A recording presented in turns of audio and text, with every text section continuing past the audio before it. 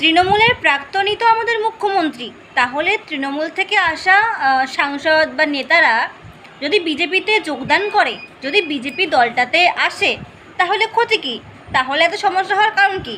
না, এটি আমার কথা নয়, এটি এই যে দলবল ইস্যু, মানে যে তৃণমূল থেকে বিজেপিতে আসা কিছু সাংসদ, কিছু নেতার কে নিয়ে যে দলবল ইস্যুতে আমাদের দিলীপ ঘোষ মহাশয়, তো তিনি এই কথা বলছেন যে সমস্যা কোথায়? আমাদের মুখ্যমন্ত্রী তিনি একটা সময় তো তৃণমূল ছিলেন, তৃণমূলের প্রাক্তন, তৃণমূল থেকে এসেছেন, আর এখন বর্তমানে তিনি আমাদের মুখ্যমন্ত্রী এবং আমাদের মেজরিটি দরকার, যার জন্য বিভিন্ন দল থেকে বড় বড় মাথা বা বিভিন্ন দল থেকে একদম মানে ভালো নেতাদেরকে দলে নেওয়া হচ্ছে। তো আগে আপনারা শুনে নিন যে আমাদের খড়গপুরের বিধায়ক দিলীপ বাবু তিনি কি বলছে।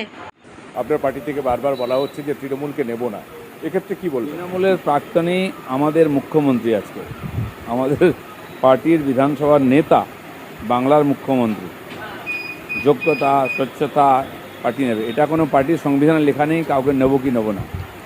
ভারতবর্ষে বিজেপি বেড়েছে, বিভিন্ন দলের যোগ্য লোকেদের নিয়েছে, তারা স্বেচ্ছায় আজকে বিজেপিতে এসেছেন। আমাদেরও রাজ্যসভাতে মেজরিটির দরকার আছে, যাতে মাননীয় প্রধানমন্ত্রী হাত তুলে কাজ করতে পারেন। আচ্ছা, তো এখানে আমাদের দেশের প্রধানমন্ত্রী তিনি কি ডিসিশন নেবেন? আমাদের রাজ্যের মুখ্যমন্ত্রী বা উচ্চ পদস্থ নেতৃত্বরা তারা কি ডিসিশন নেবে তৃণমূলীদের নিয়ে বা দলবল নিয়ে? তো সেখানে আমি একজন সাধারণ মানুষ হয়ে পশ্চিমবঙ্গের, তো আমি তো আর ঠিক করে দেবো না যে কাকে নেবে কাকে নেবে না বা কী হবে কী হবে না।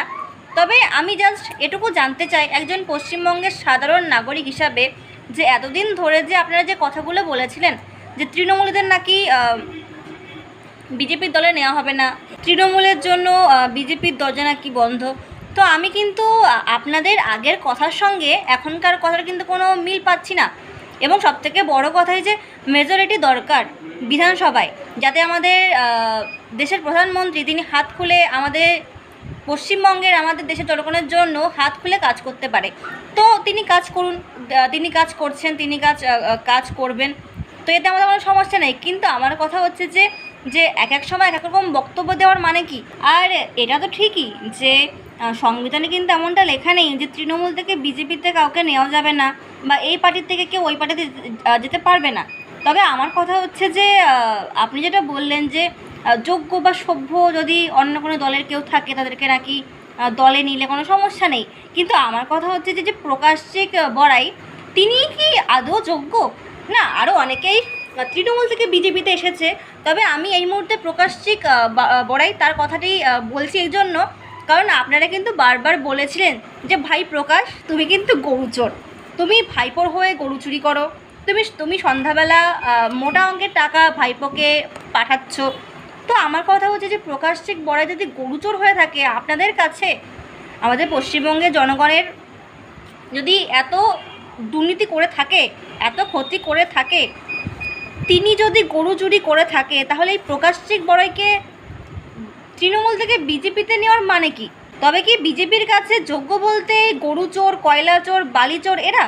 আর এটি যে আমার কথা এমনটা কিন্তু নয়, এটি আমাদের পশ্চিমবঙ্গের প্রত্যেকটা জনগণের কথা।